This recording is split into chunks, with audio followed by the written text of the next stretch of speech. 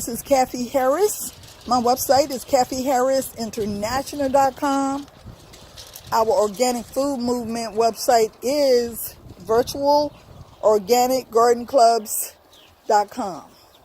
Now today I would like to talk about raised beds versus growing foods directly in the ground.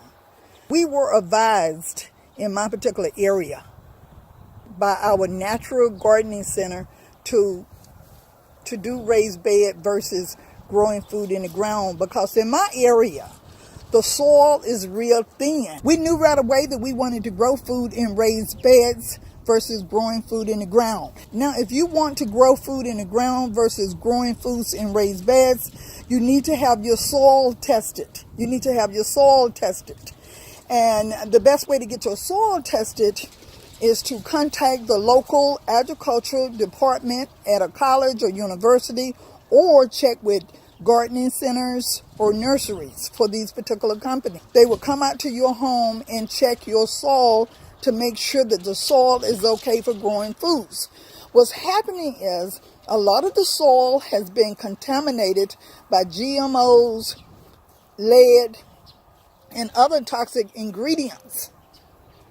So what they will be checking for is the pH of your soil. The pH of your soil.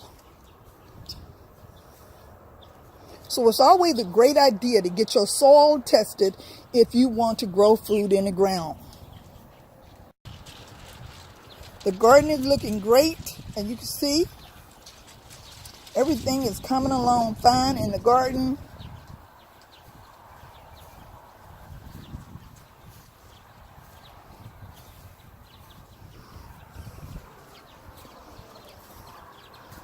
We have our first honeydew melons over here.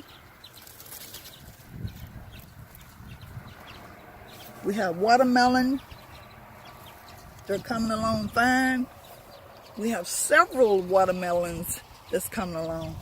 So the garden is looking absolutely great.